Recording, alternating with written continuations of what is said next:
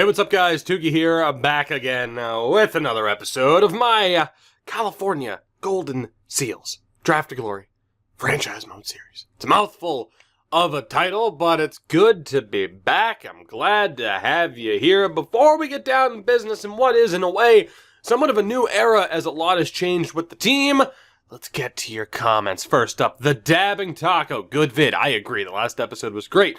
I think your team's capable of winning.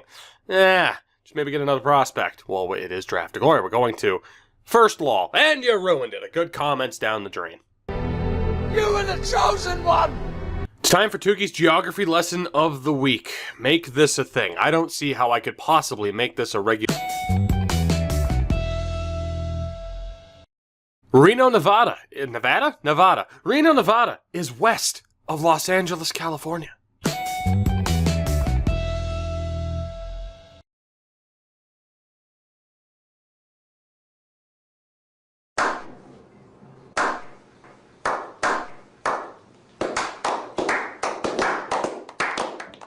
Now, Simon, normally I would agree, but I do want to remind you that in the Vegas series, we have Tate Dwyer, who's a medium elite, third-round pick. He did pretty well. And if you look at this team, which here, you know what, you'll get a look at this team. Before we really get into it, Sergei Nazarov was a 7th-round selection. We have Ben McCauley was a 6th-round selection. So in terms of putting in that extra effort... we're already successful. In terms of finding gems, we haven't won anything yet, but it's not as if we're struggling to find solid players. Not sure why you'd want to even get rid of Nazarov. Like I responded to that comment, had he left via offer sheet, we would have gotten potentially a 1st, 2nd, and 3rd round pick. That is why, because there's no other way for us to get an extra 1st round pick. Low elite's a way better potential than medium top 6 forward. In previous NHLs, I would have disagreed, but in this year, yeah, that's kind of proven to be the case, hasn't it? Just sort by potential at the start of the draft. No, because I'm not going to take someone who's listed as low elite, but projected to be 150th, over someone who's projected to be low elite, who's scheduled to go 42nd. Odds are, 9 times out of 10, the person and 42nd is going to be better. Alright, with all that said and done, this is the team that we are rolling with this season. The big decision coming out of the last episode was whether or not we keep Sergei Nazarov, who of course did not leave via free agency. He was an RFA, he did not get a single offer, and thus we had the choice of trading him or keeping him. And we're going to be keeping him, which is a good thing for the team as far as us being better set to compete. Not so great for a certain player who's down in the AHL right now because of it, but we'll get to that in a moment. So Nazarov is here. We have him set up as a playmaker for obvious reasons. Again, a former 7th round pick. If we can turn him into a 1st round pick via offer sheet compensation, that would be amazing. He is going to be on the top line with Howard Fragapani, who I am going to start off as a 2-way to begin the season, and then Dylan Redden, who is still a sniper. Of course, with these players, mainly Fragapani and Redden, there is that conversation of what player types they should be. But we're going with Nazarov, Fragapani, and Redden as our top line. Second line, you would have already seen it. It is Ben McCauley, set up as a sniper right now, with Sergei Ivanov, who has also been switched back to a 2-way, and Mika Vitaluoma, the former 2nd round pick. Third line's looking pretty good as well. We have Kim Nylander, currently set up as a sniper, former 1st round pick with Milan Svoboda, former 7th round pick, who, I mean, my God, look at that puck skills category. Not exactly hurting to find great players all the time. And Steven Moroz, former 8th overall pick. Yeah, now's the time. I mean, I completely forgot that he was an 8th overall selection, but now is certainly the time for him to start proving himself. And then we get to the 4th line, Stefan Sarro, who's currently set up as a sniper with Henry Jang, I'm going with Yang, and Jean-Francois. So the person who ended up taking a back seat down in the AHL is Gregory Cox, which kind of sucks. Reason, though, listed as a depth forward, I don't think his development will be as stunted as someone else's. So I'm willing to play him. The problem is he's a pretty damn good offensive player. We can make that change, though, throughout the season. In terms of prospects that we have now, we have Ryder McCammond, low elite at 22, Brian Borough, low elite at 22, Thomas Nylander, low elite at 20, Andrew Sarno, medium top 6 at 22, and Ralph Ricci, who I believe we just drafted, former third-round pick, medium elite at 19 years old. We have some other guys as well. Some more medium top 6s, actually, including Kretschmann, who we just drafted. The fourth line is made up of low top 6s. So we are not hurting for prospects right now. We're hurting for elite high-level prospects that you can get in the top 5 of the draft, but we're not hurting that badly. It's just whether or not the main core of the team is good enough to get the job done. And of course, throughout this series thus far, that hasn't been the case. Rene Francois also starts off this season down in the AHL. Pierce Holmberg as well. So both teams are shaping up to be pretty good. The AHL team in particular, with Esteban Fragapani in the AHL. And of course, looking at the rest of the NHL team for that matter. Defensively, we have Fuller and Zeeler, to the surprise of absolutely nobody. Second pairing is Colin Richter with Nico Pielstrom. Third pairing, Julius Bukaboom will get the chance to start the year alongside Alan Cullen. The goaltender is Len Iliakis with Stu Crabb as the backup. So yet again, just to reiterate, the team's not in a bad spot. Could we be in a better spot? Sure. I'm not going to say I've batted 1,000 in terms of drafting. Lord knows we've gotten rid of enough players as it is. It's just one of those things. But in terms of, like, there was one comment as well. It's like, oh, you took a sniper, or you took a playmaker over a sniper in the first round in the last draft with Kretschmann, I do believe. And yeah, that's a fair point. When the team has been hurting for snipers, that said, with the way the team is set up right now, we do have some snipers, but even that guy in the first round wasn't going to be like that elite level sniper that we talked about in the last episode, right? Like, we're not going to have someone in the mid-first round who has 95 plus wrist shot power and accuracy like you could get for a top 5 pick sniper or a power forward at the beginning of the draft. So that's why we went with the best overall player in Kretschmann as opposed to going with someone with an A shooting category, because an A shooting category in the draft doesn't often mean like, oh, that's a 90 already. Like, it'll be in the 80s. And if he's medium top 6 potential, that's not going to go up by 10 overall points. That said, though, we are good to begin this season. I'm certainly nervous for what we could do here. I mean, it was very tough to pull the trigger on losing Sestito and Niedermeyer and all these guys. I mean, Rokan's gone too. The defense has changed with Bukaboom and Cullen now as the third pairing. It's a new era for this team. Whether or not that's a good thing or a bad thing, we're about to find out. Let's get down to it. Let's get this regular season sim underway. And as far as how we did in the preseason, hit or miss. Not ideal. 3 wins, 3 losses, and an overtime loss. That's okay, though, because how many times have we just stormed the preseason, made it to the playoffs, and didn't do anything? So, let's see how this goes. I will note, I was playing this a bit on stream before I recorded this, and the sim speed seems a little bit more slow today. I don't know what the hell is going on. So we'll see how long this takes. I don't know if we'll be getting into jump cut territory. We might be. Maybe. As we'll take... we won't take a quick look at the draft class. We're not going to have enough info on anybody. I said both teams might do well. North Bay, they're still looking for their first win, and they finally get it. We're 1-3 to begin the season, better than St. Louis at 0-3-1. Although we lost to St. Louis, and I am already concerned. So we beat Detroit and lose to New Jersey, but 2 wins through our first 7 games. Not great. But then we go on to beat Columbus, who had a phenomenal record. So you know what? Maybe we won't overreact to early struggles. There's still plenty of time left in the season. We're not even a month into it yet. We are now, as we get to the 1st of November, as we'll be playing Colorado. I think it's probably still too early to take a look at anything lineup-wise. Maybe we'll sim 2 weeks and take a look, see if anyone's drastically underperforming. But, yeah, I'm a tad bit nervous about this season for obvious reasons. Because even then, at the deadline, we wouldn't exactly have the option to be like, okay, well, let's trade people at the deadline. And that's also been a topic of discussion. As far as like, oh, well, if you were to trade Nazarov 1-for-1 for a first, you're technically still building through the draft.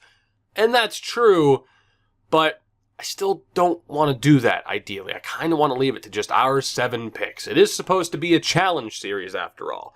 And that's the one thing about franchise modes, you always have different people who want different things out of it, and it's tough to hit that middle ground as we're up to 8-7-1, so we're actually going to keep going. It's tough to hit that middle ground because if I open up, like, there are some people who just want to see a ridiculous team be built. There are other people who want it to be a really strict challenge series.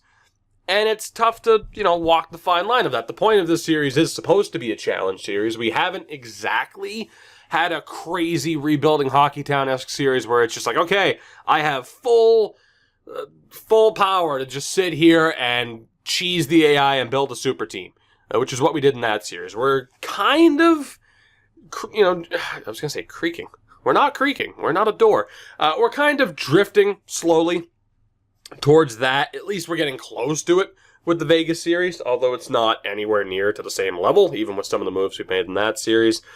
So it's tough in terms of, hey, it's supposed to be a challenge series, but if I'm trading a player even 1-for-1 for a pick, is it really that much of a challenge series to be getting an extra first-round pick? There's supposed to be consequences to losing players and letting players go, as we're in a decent spot through 24 games. Nazarov is leading the team in points. He was set up as a playmaker, so he's doing his job there, with 20 of those points being assists. So that's not bad. Fragapani's doing okay, 21 points. Redden on 11 goals, 19 points. That's not bad. It's not great. We've certainly seen some top lines perform at a higher level, but it's not bad. The plus-minus for that team, or for that line, is also concerning. I can't help but wonder if Redden would do better as a power forward. Because there was the thought of maybe having Fragapani be the playmaker, maybe having Nazarov as the sniper and Redden as the two-way or power forward.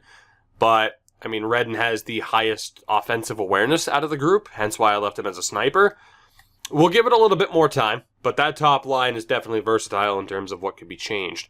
Second line, Ben McCauley, 13 points. That's okay, given how the top line's underperforming. Just 9 points for Ivanov, which is very disappointing, coming off of a 53-point season. Tried to make him a little bit more defensively responsible, and his offense has certainly suffered. And Vita Luoma, as a playmaker, only has 8 points. So that top line isn't exactly killing it. Now, Vita Luoma is better suited as a playmaker. Two-way is possible. That's a tough one. McCauley's not the greatest sniper in the world, but he does have that 99 offensive awareness. That second line as well. If you want to have McCauley as a playmaker, as a sniper, as a two-way, you can do that. If you want to have Ivanov as a playmaker, sniper, two-way, you can do that. Vita Luoma's definitely better set as a playmaker, though. So, I don't know. It might be worth maybe changing Ivanov to the sniper and letting McCauley be kind of the more defensive-oriented of that, or maybe changing him up. I don't know. We have options. That's why I set up the roster the way I did in terms of player types. Kim Nylander, 12 goals on the year, 19 points. Very good. 13 points for Svoboda, 13 for Moroz. Okay, so third line's doing well. And fourth line, 6 points for Soro, 5 points for Henry Yang, and Jean-Francois with 8. So just in general, offensively, we look to be struggling a bit. Defensively, 9 points for Fuller and a plus 20, 16 points for Zieler and a plus 17. Richter and Pielstrom have been terrible together. Pielstrom with 9 points. Bookeboom 5 points and a minus 4. 3 points for Cullen and a minus 4. Yeah, the problem is they're both top 4 defensemen and they're both top 2. So I really want that Pielstrom-Richter combo to work. It would be ideal. Cullen actually has power play time, so which is unfortunate. Richter is I think the lone defensive D-man on the roster. He should have penalty kill time, though. And what was it? Bookeboom with 5 points. Let's try putting Bookeboom with Pielstrom, Richter with Cullen. And we'll see what happens from there. Goaltending-wise, Iliakis has not been great. Stu Crabbe has been pretty damn good in limited appearances. So the offense, not exactly firing on all cylinders thus far. And Len Iliakis as the starter, not exactly winning us over. Especially when you look at who was here before with Brock Sestito. He has some big skates to fill. As we'll take a look at the draft class the next time up. It's supposed to be a weaker class, which, it is what it is. It's like, it's going to be a weaker class, and we'll find a franchise goalie in the third round who's like a 70 somehow. So I'm not too concerned about that. And speaking of which, let's take a look at the updated draft class. Kirk Foote projected to go number 1. Elijah DeMello Caden Giftopoulos, Dennis Hahn, and Michael Stafford, the projected top 5 right now. So we beat Winnipeg 7-1, 3 games in 4 nights, by the way. That's brutal, and we won all 3 of them. Go figure. A crazy schedule to begin December. We make it 4 in a row, 4 out of 5 to begin the month. The 17 wins on the year, both teams at 17 wins. Make it 18. Maybe not for North Bay, though. Very, very anxious for this, man. I shouldn't be this anxious, but if this team struggled, again, we wanted to take a step back in some way, but you look at this team and you can easily say, yeah, they're capable of at least making the playoffs. I just don't know what to expect, and that's what we're finding out here. Is this team a playoff team? Is Len Iliakis just really not the guy? And if he's not, what does that mean as far as potentially getting rid of him and maybe giving him the Baldwin treatment, which is what I'm calling it from now on, where we just give up on a guy and send him away for nothing.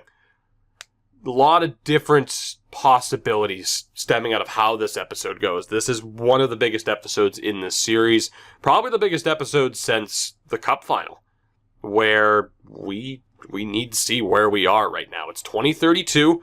We still have a little bit of time to go. Quite a few seasons left, actually. I think it ends.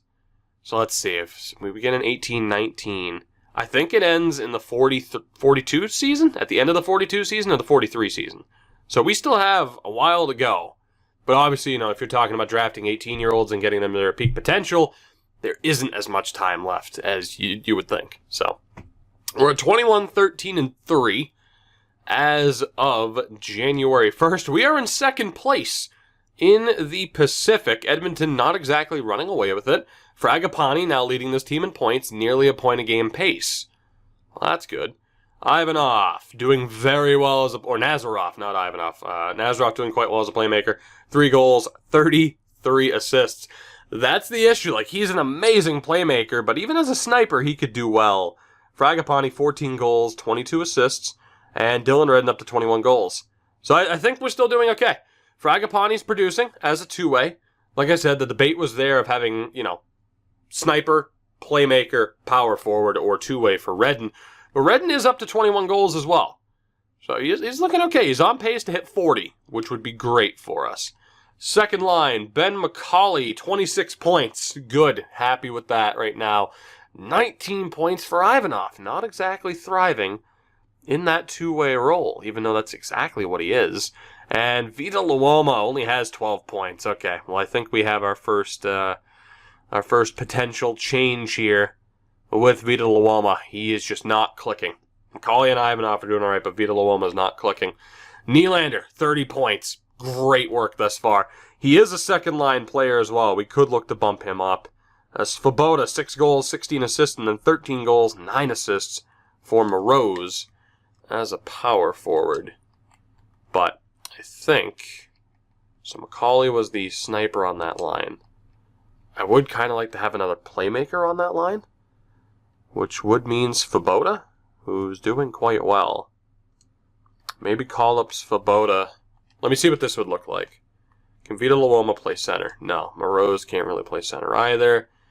Neither can he.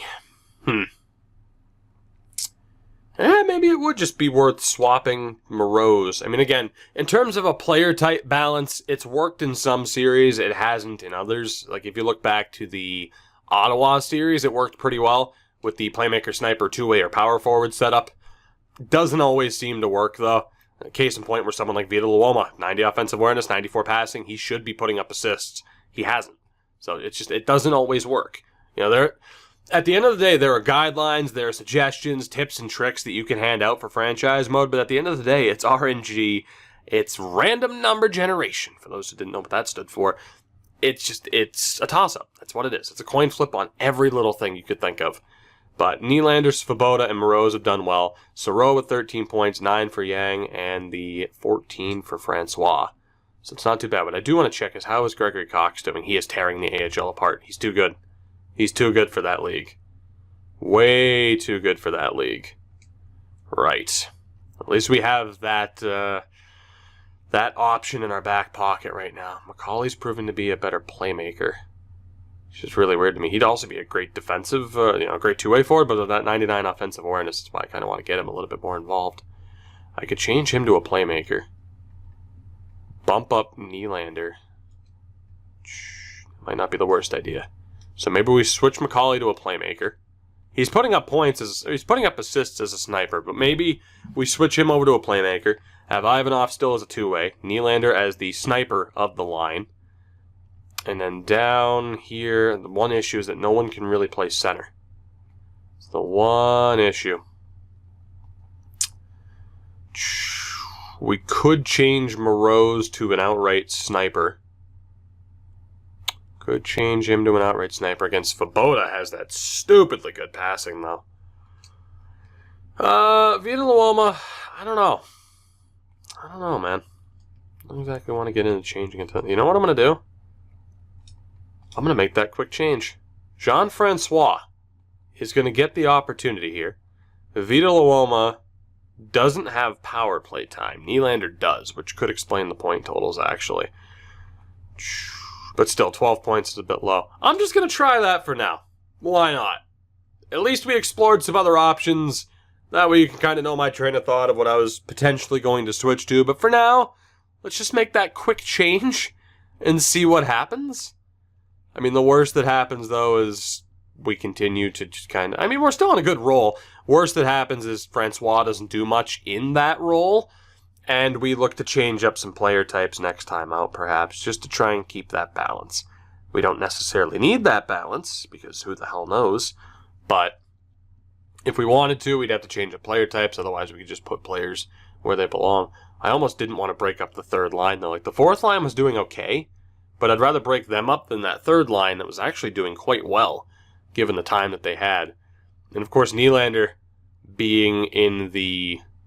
or on the third line, but being in the top power play unit kind of keeps him happy. Not that the morale system's on, but it creates a good balance as to where we're not necessarily wasting him, because he probably is too good to be playing in the bottom six.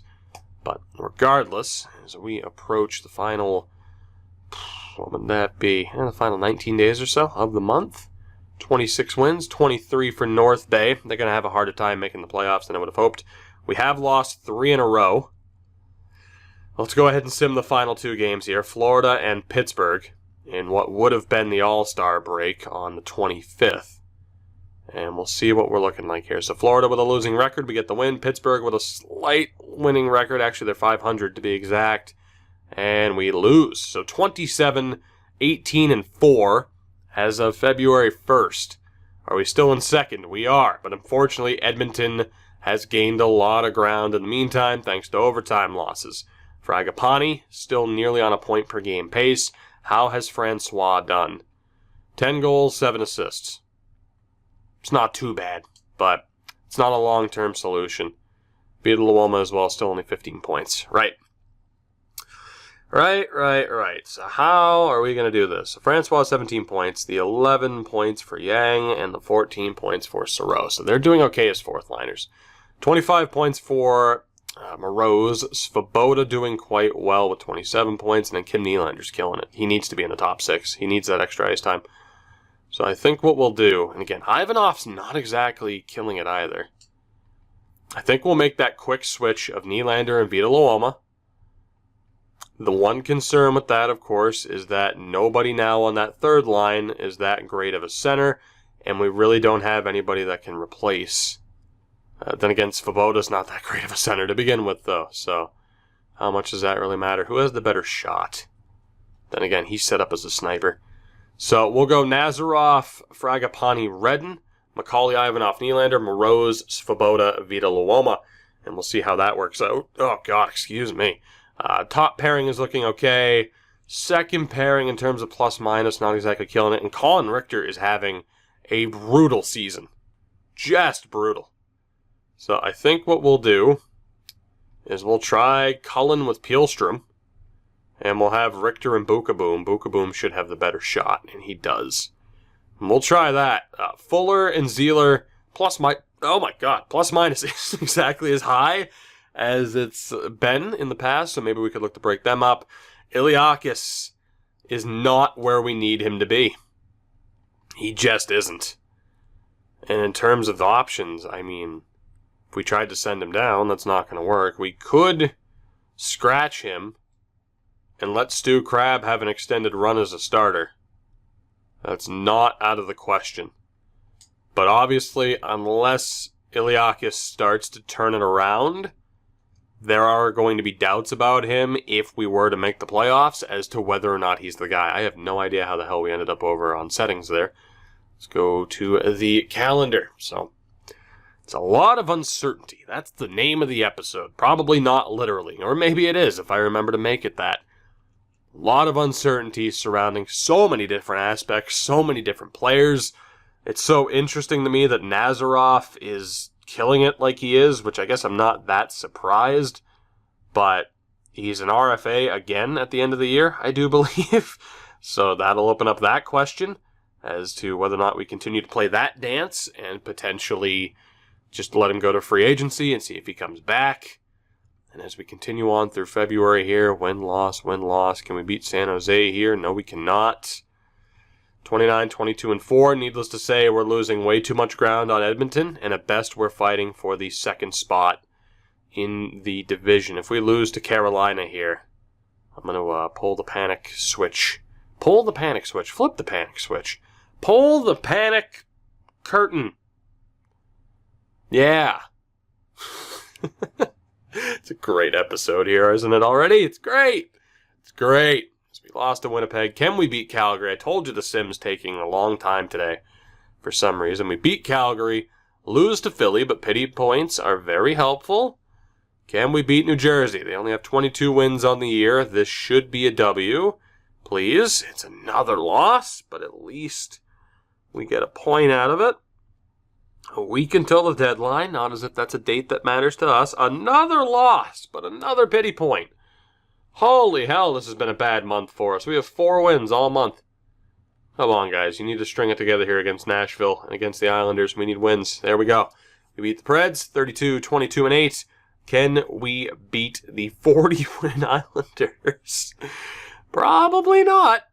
Probably not. If it will ever load, though. If it'll ever load, we'll find out.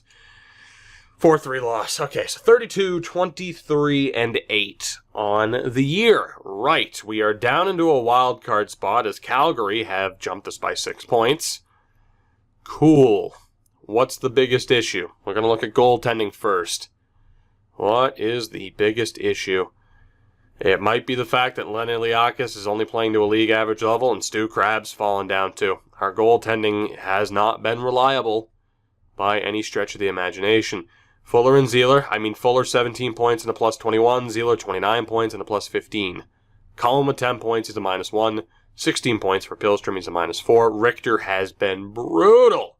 And Boom hasn't been much better. So our bottom 2 pairings here have been poor. Very poor. Not to the point where I'm willing to call anybody up, but I think we are going to have to break up the quote-unquote big 3.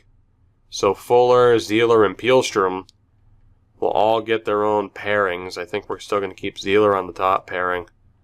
So let's go. We know that Richter doesn't work well with Pielstrom, so I'm going to put Richter on the top pairing with Zeeler. And if he can't play well with Zeeler, then we got nothing. Let's have Cullen and Fuller, Boom and Pielstrom. The better shot, we'll give it to Cullen, just in case. He'll be set up for the 1T. So that's going to be the defensive combos. Nazarov, 6 goals, 49 assists, strong year. Fragapani doing well, Redden's doing well. Okay. Second pairing, McCauley, 15 goals, 25 assists. Ivanov has been perhaps the most disappointing player. I don't think that's necessarily unfair to say. Only 35 points. Granted, he's not playing on that top unit, but still, he's better than that. He is better than that. Kim Nylander, though, on the other hand, is killing it and will be staying on that second line. Let's actually move over to the third line. So Moroz, 30 points, good stuff. 30 points for Svoboda. Fida Luoma, still not exactly killing it. On the fourth line, Soro, 18 points. Zhang hasn't done much, and 21 points for Francois. Okay, so I think we're still good. I'm going to swap Moroz. I'm trying like hell to get Vito Luoma going. I mean, he has a 2-year deal at this point, and he is just not clicking. And it kind of sucks. And actually with him, I mean, again, we know he's a better playmaker than anything, but we have Svoboda there, we have Moroz. Alright, I'm actually going to make a change. Vito Luoma is going two-way, Moroz is going sniper. That'll be the first player type changes that we implement, just to try and get something going here, for the fact that we are still struggling in some aspects. So we might as well do what we can to try and turn it around. So all three of you are still centers. Ivanov, I'm really concerned about at this point, just in terms of his playmaking ability, but we'll leave him for now. Svoboda was fine. So in terms of left wings, Nylander is going to be switched to a right wing for the moment, although he and Macaulay are on the same unit. So let's double check what that might mean with them both being snipers. Macaulay's proven to be a better playmaker anyway. So we are going to make those changes. Nylander's going right wing sniper. He's already a sniper, I do believe, of course. But we're going to change Macaulay to a playmaker, just to try and better suit what he's doing. Macaulay's an interesting one in that he could have been a playmaker, he could have been a sniper. It's just for the fact that he has that really high offensive awareness. But the follow-up stats aren't exactly perfect. But I think he'll do better. He is performing better as a playmaker. 15 goals is really solid, though.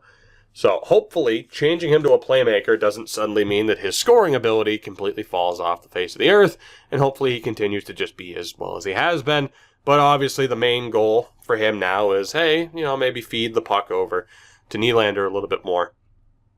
On the right-hand side, we're going to change Vito Luoma to a left-wing two-way, which is not great, but we're doing what we got to do, considering he has struggled this much. Just try to get you into a role. Now, I do know it says Arizona there. It just defaults to Arizona whenever you make an expansion team before anybody asks. But we'll see if he can help turn it around. And then Moroz, as a power forward, might still be capable of putting up goals. He's actually done quite well. But we are going to change him to a sniper, just to make sure that he knows, like, okay, yeah, we want you to play physical, but score goals. That's what you're there to do on that line. Steven Moroz, former number 1 pick. Or first round pick. Not a former number 1 pick. We haven't had a number 1 pick in a long time, especially with how bad our lottery luck was for so long. So we should be good. I'm actually going to go best line. So Richter, Zeeler, Fuller, Cullen. Let's go Richter, Zeeler, Fuller, Cullen, and then it was Pielstrom on the right-hand side. Offensively, it actually still puts Vito Luoma over there, which is kind of weird. No, you're a left wing, buddy. I'm sorry. It's the way it goes. And then our power play, Nylander's still there. Okay, cool. Sweet. Well, let's see how that goes. With those changes, we didn't exactly have a great month. We're 4-2-4 in our last 10 as we look to pass the deadline, and we'll continue to see what happens here. Let's get to the end of the season. I didn't think that we'd be kind of, into the 30-plus minute mark of this episode already. I don't know if we'll get to the postseason matchup because I don't know if we're going to make the playoffs.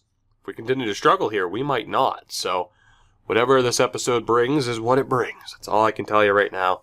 Depends on how things go here in the next month and a half. As we start off with a win against Arizona, a 7-4 loss against Chicago. Not a good sign there for our goaltending.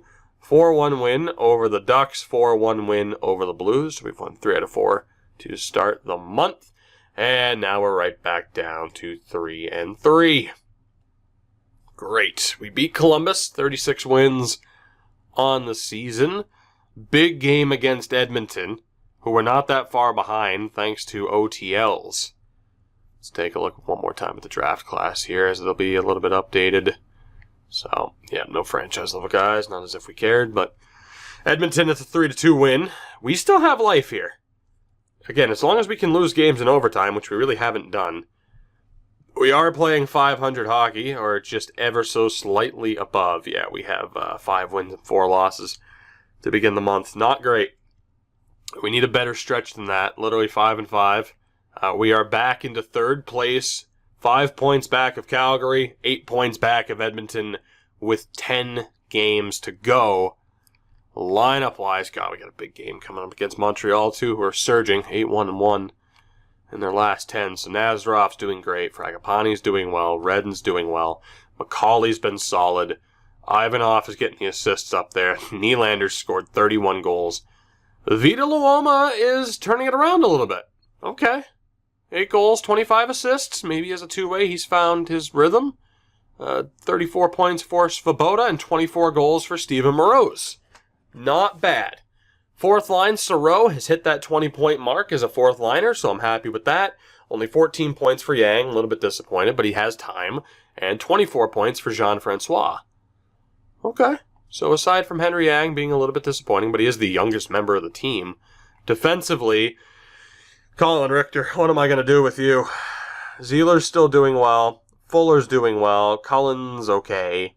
Bukaboom and Pielstrom. So between Richter, Bukaboom, and Pielstrom, it's just not happening. Like, we have tried basically every combo that we can with them. Which means if we make the playoffs, probably is time to release Rene Francois and put him into the lineup. Pierce Holmberg as well, maybe. And Wayne Hancock could make the jump as well. But, yeah, I think Rene Francois will be called up for the playoffs. I don't know what the hell we're going to do with some of these guys, though, who are underperforming. Super frustrating. Like I said, Richter has been so bad this season. So let's see. I'd say our top three have been Zeeler, Fuller, and Cullen, if anything. So let's go with, Richter 5 points and a minus 20. 13 points and a minus 7. So let's go Pielstrom, Zeeler, Bukaboom, Fuller, Cullen, Richter. The hell else can we do? Let's have Cullen on that side. Bukaboom. Yeah, we'll put Fuller on that side in case of a 1T. And then Zeeler will be on the right. I'm sure he has the better shot. Kind of. Yeah, we'll still put Zeeler on that side. And then offensively, I think we're good. The one thing I didn't check was goaltending, but honestly, what the hell are we going to change about our goaltending? It is what it is. The Fragapani in the AHL is not quite good enough to make that jump. So, in terms of the decision to let go of Brock Sestito, mainly because he forced his way out of town with $15 million contracts every year, we don't exactly have, or at least Iliakis hasn't exactly been the goalie that we needed him to be. So we got a big stretch here as we fall back to 2-2, 3-2 in our last 5. 5 games left this year. We're at 40, 29, and 8. North Bay on 37 wins. Where are we in the standings? We are currently in third. We are 2 points clear with a game at hand over Los Angeles. 86 points is the 8th seed. So we're close. Vegas could catch us. Chicago could catch us. St. Louis. Granted they're in different divisions, but you know what I mean for the wild card. We can't afford to slip up. We are playing for the 3 seed. And it'll be against Calgary or Edmonton. Calgary could technically jump over Edmonton. They're on a better point pace. So where I hoped we would be the ones pushing Edmonton for that top spot, hasn't exactly been the case. We have 5 games left this season. See if we can get the job done. 41 win Sabres. Can we get the win? Please. Yes, we can. 3-1. Good. 30 win Florida Panthers. Can we get the win? Please. No, we can't. So we beat a team we shouldn't, and we lost to a team that we shouldn't have. Pittsburgh, 44 wins. Vegas, 38 wins. And Nashville, 42 wins. That game against Vegas could very well decide who makes the playoffs. I want to get one more look at what we have here. And for the record, someone was asking about my scout setup. In a series like this, this is what it looks like right now.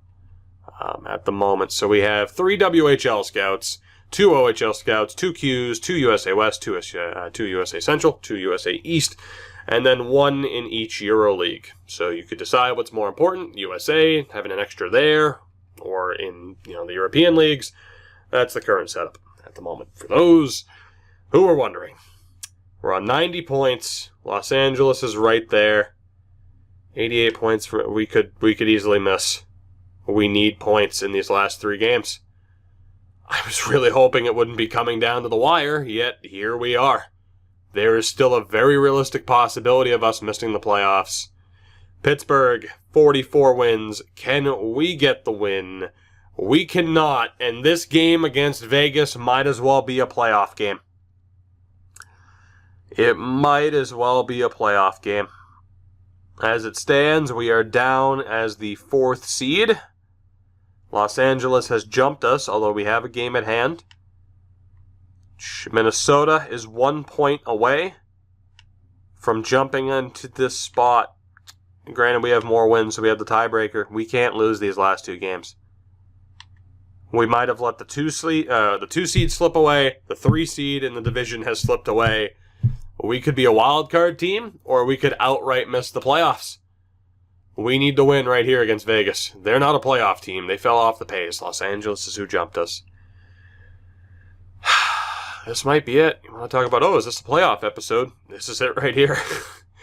First period is scoreless. We put up 3 shots. Okay. Second period, that helps a lot.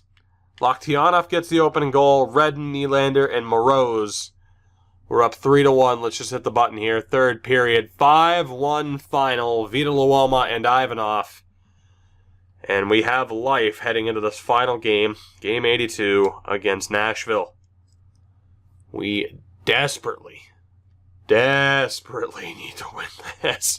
We'll take a look at the standings one more time beforehand. But the thing that sucks is even if we make the playoffs, we're doing it by the skin of our teeth. We are currently the 3 seed. Los Angeles has lost. But as you can see, our playoff spot is not guaranteed because LA has the tiebreaker on us. If we lose, LA jumps into the 3rd spot. If we lose and Colorado wins, the Avalanche make the playoffs as a wild card team, and we don't make it at all. This is a must-win game if we want to be a playoff team. That's it. There are going to be 5 teams from the Central who make it if we lose. It's either going to be us as the 3 seed or Colorado as a wild card team that happen to make the playoffs. We have to beat Nashville. That is unreal. You know what? We aren't even going to look at the team yet. We have the team that can get the job done. They have to. Here we go. Game 82 of the regular season. And it comes down to this. Our playoff hopes are on the line. Win, and we're in. Lose, in regulation at least, and we are potentially screwed. First period of Game 82, and it's scoreless. 8 shots to 7 in their favor. Second period, Jesus. Nylander gets the opening goal on Eli Maroon, who I figured would be starting for them, and we got that confirmation. Of course, the goalie that we ditched or did not pick, so that we could have, you know the story at this point. Darling scored, Nazarov, Kyrou, Moroz, with 28 seconds left, has the difference maker. Here we go. We cannot lose to the man who clearly wants redemption on us for choosing Sestito over him as that power play goes to waste. Come on. Halfway through, Iliakis, we need you. Are the California Golden Seals? Just get to overtime. Get to overtime. Get that point. Thank God that might be enough. That might be enough. What was Colorado on? Were they on 91?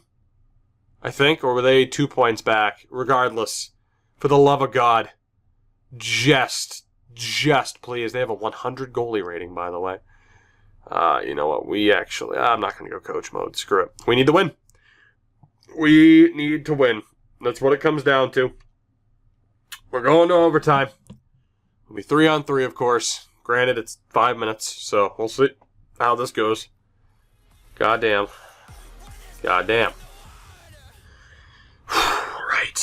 Come on. Come on, just get this extra point. If we get the extra point, we know we're in, whereas Colorado might be winning on the tiebreaker. I don't know.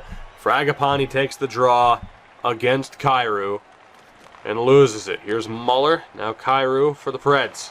Tries to throw it over. Fuller on the intercept, and here come the Seals. Dylan Redden looking. Redden tries to throw it in front. Fuller will recover. Barry Fuller for Fragapane. Back for Redden. Fuller again. Into the corner, loses it to Kyrou, and now here's Eli Tolvanen. Drops back for Kyrou, now back again. Tolvanen finds Muller. In front for Kyrou, no shot option. Throwing back, Tolvanen the shot, and a big glove save by Iliakis. A stressful first 34 seconds there as we had some good possession, but couldn't do anything with it. It's Nazarov and Ivanov against Nikita Sherbak and Ryan Suzuki as Nashville wins the draw. Muller, loose puck, Suzuki finds Sherbak at the point. Quick movement from Nashville. Muller looks over, and he's wide open. And the Nashville Predators win it and potentially bounce us from the postseason, I believe, if Colorado wins. Just brutal, brutal defense. Eli Maroon gets the win for Nashville as number 5 just overcommits. What is that logic, man? That's Sergei Nazarov. Again, I have to ask, right? I have to ask, and I ask this with every sports video game I play. Has anybody done what I've done? Because it's one of those situations where if you watch the AI play, you can tell, oh, they should be smarter in this way. To have Nazarov just leave as if oh, I gotta make sure I chase that guy into the corner for a 2-on-1. No. No, you don't. Brutal. Absolutely brutal. 33 shots to 22. Have the Nashville Predators ended our playoff hopes? Is that pity point enough? Did Colorado lose? Are we playoff bound? That is the question. The answer is yes. Colorado would have tied us and would have beaten us, I believe. I think Colorado may have had the tiebreaker. Possibly. Same amount of wins. It would have been close. It would have gone down to the wire. That pity point was enough. So thanks to an overtime loss in the final game of the season, the California Golden Seals are playoff bound, perhaps to not the most impressive extent. We will be playing the Edmonton Oilers in the first round. Jesus. What a stressful season. What a stressful season. So we look here, we were the 10th best team in the league, but it sure as hell didn't feel like it. Goals for per game, just to get a look at that. We were actually 5th in goals for per game, which really didn't feel like it. Goals against, though, at a 2.71, which was mid-table, but probably towards the higher end. Our power play percentage, despite some good personnel, at 18.7%. Our penalty kill was at 85%, which was the 4th highest in the league. It's kind of weird with Vegas and California being right next to one another, of course, with the series that we have going on. A losing record at home, but a great record away. Not a winning formula for the most part. Let's take a look at the team. As Howard Fragapane led the team in points, 71 points, 22 goals. That is his highest point total since the 2025-2026 season. He has back-to-back seasons. I mean, he went from just a big 50-point stretch, nearly hitting 60 a couple of times, to 63, and now 71. Great season. Nazarov, who again will be an RFA at the end of the year, has a career-high 64 points with 55 assists. Was a minus player. Dylan Redden, as well, 60-point season, 36 goals. His highest point total, I mean, granted, he's had 4 30-goal seasons in a row. His highest goal total was 43 back in that mythical, magical 2025-2026 season, which actually isn't the year that we went to the Cup final. That was 2028-2029. So a good season for the top line. Kim Nylander broke out this year as well. 58-point season, 34 goals. Good stuff. Ben McCauley was next up with a 55-point season, so back-to-back 55-point years. Not bad. Not bad at all. Sergei Ivanov recovered from a poor start to break 50 points, so I'm happy with that. That's now 3 out of his last 4 seasons where he's had 50 points. He had a 65-point season not that long ago, so good stuff from him. Steven Moroz was actually next in terms of leading scoring. His rookie season, he puts up 44 points with 29 goals. I don't think that'll be Calder-worthy, but it's nice to have another proven goal scorer on the team, someone who's young, someone who has some good potential. That's promising. Mika Vitaluoma also overcame a pretty bad start to the year to finish with 44 points in his first full season here, so I'm good with that. Second line might have been a little bit too much at first. Milan Svoboda had a great season as well for a third-line center in his rookie year, 40 points. Very good. And Jean-Francois, the fourth-liner, 26 points, 13 goals. Again, for fourth-liners, we look for 20 points, so he overperformed. Stefan Saros, 21 points. He hit the mark in his rookie year. Young team, in case you didn't know. Henry Yang, 15 points. Not bad. Underperformed, but he's also, again, the youngest member of the team. And then that was it, actually. Yep, that was. Okay, so not bad. Pretty much everybody hit the mark. Again, my third liners I'd like to have hit 30. Every single one of them hit 40. So team point production in general is up there. Guess maybe we shouldn't be that surprised as far as how we did. I mean, we had 4 players hit 20 goals, nearly 5 with McCauley. And then for defensemen, Andrew Zieler continues to be an amazing point producer. Not amazing, but pretty damn good with 45 points. 25 for Barry Fuller. 18 for Pilstrom as a -2. Collins 16, Bukaboom 15. But then there's Richter, who is concerning me at this point. Perhaps a change to a two-way would work. The passing and puck control is barely at a two-way level. The offensive awareness is barely at a two-way level. The shots at a defensive defenseman level. The skating's at a two-way level. So maybe he'd benefit more from being a two-way. But that's a brutal season for him. And then goaltending-wise, Len Iliakis at a .914, which isn't great.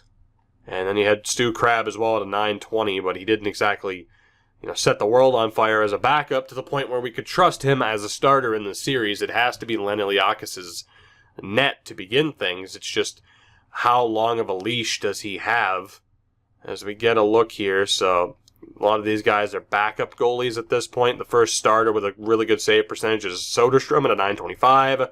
Jacobson, Hart's a starter. Don Page, Thatcher Demko, Stevenson, Cardwell, Russo's a starter, Eli Maroon. So, yeah, a .920 is kind of that marker for a really good or high-level starter, which unfortunately wasn't there. Brock Sestito actually only put up a .920 save percentage in Columbus, funny enough.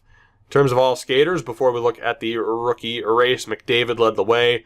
Kalle Lawson, Oscar Vinehandel, of course, we get to play McDavid in the first round, and Clifford Bolton. So that's gonna be fun.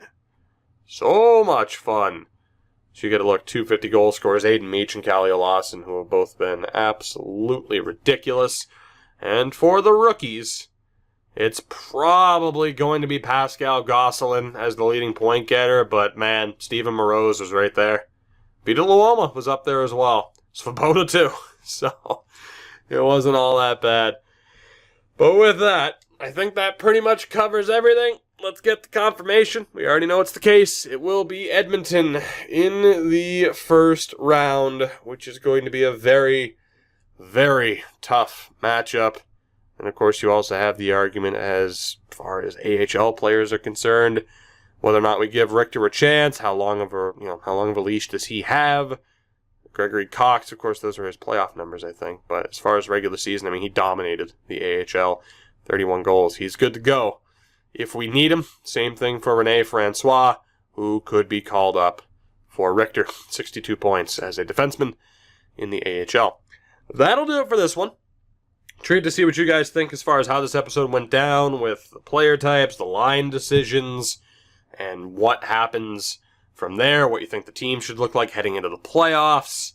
There's a lot to get to, and it's not as if I'm overlooking this postseason, but we do have decisions to make at the end of this year, with Fuller being a UFA, Nazarov as an RFA, is Nico Pielstrom going to be worth the money? Ben McCauley just earned a pretty good contract. There's a lot to decide on. And a lot of these guys who we had those one-year deals for are going to be looking to get paid. So never really a dull moment in this series in terms of what the hell do we get to worry about next.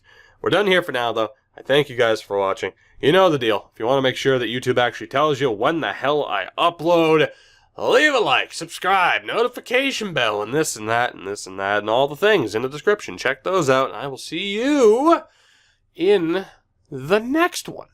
Okay? Good. Bye.